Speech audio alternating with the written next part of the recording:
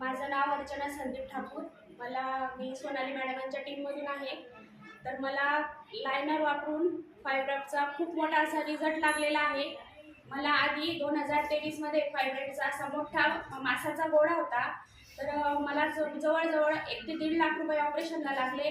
पण तरी पण माझ्या मिस्टरांनी ते करून घेतलं की आज मी माझ्या लहान मुलांसाठी पण हे लायनर मला कांचनीने सजेस्ट केलं की ताई तुम्ही हे वापरा, तुम्हाला म्हणजे फरक पडेल याचा. माझं ऑपरेशन झालं. ऑपरेशन नंतर मला परत 6 महिन्यानंतर परत तसं झालं. मला फायब्रॉइडच्या परत 2 गाठी आल्या. डॉक्टरांकडे गेल्यानंतर डॉक्टरांनी मला सांगितलं की तुम्हाला एक आपल्या हरभरा वाटाणा असतो ना, तेवढी एक गाठ आहे, त्याच्यावर थोडी मोठी गाठ आहे. परत मी घाबरल्यासारखी झाली की म्हटलं सर आता तर ऑपरेशन शक्य नाही आहे, कारण की मला परत 2 माझे सीझर झालेले, एक फॅमिली प्लॅनिंग झालं, एक परत आता हा एक ऑपरेशन मोठं झालं आणि आता परत मी ते करू नाही शकत. मग डॉक्टर म्हटले की तुम्हाला 2 महिने तरी नाही तर मग 2 वर्ष तरी थांबावं लागेल. तर मी 2 वर्ष म्हटलं सर मी कसं काय काढणार, कारण की मला सकाळी उठल्यावर मळमळ व्हायची, परत युरिनचा त्रास व्हायचा, असं खोकल्यावर पण तरी पण युरिन मला लगेच होऊन जायचं. तर मग म्हटलं माझे मिस्टर पण थोडं टेन्शनमध्येच होते, कारण की माझ्या घरामध्ये ना कॅन्सरचे 2 पेशंट होते. माझे सासू पण कॅन्सरनेच गेलेले आहेत, सासरे पण कॅन्सरनेच गेलेले आहे.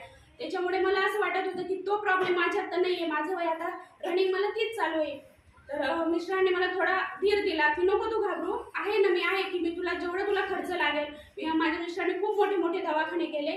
पण नेमकं असं झालं की मी हे लायनर वापरलं आणि लायनर वापरून याच्यामध्ये मला तिने सांगितलं की ताई फक्त 18 पॅड आहे, तुम्हाला जर याचा फरक 10 ते 15 दिवसातच पडेल, तुम्ही वापरून बघा. म्हटलं ठीक आहे, वापरायला काय हरकत आहे. 175 मी माझ्या मिस्टरांनी जर एवढा 1-1.5 लाख रुपये खर्च केला आहे, तर 175ला काय हरकत आहे.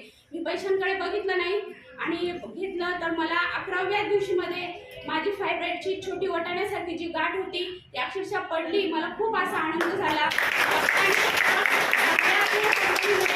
मी सोनाली मॅडमांना खूप धन्यवाद, कांचन सोनवलेला पण खूप धन्यवाद मानते. आणि माझा जेवढा यांना मला सांगता येईल की खरंच तुम्हाला जर कोणाकडे हा फायब्रॉइडचा जर त्रास असेल, तुमच्यामुळे फॅमिलीचा जर असं म्हणजे हे होत असेल की नाही या स्त्रीमुळे पूर्ण फॅमिली हे व्हायला पाहिजे, तर खरंच त्यांना सांगा आणि माझा हा फीडबॅक सगळीकडे शेअर करा.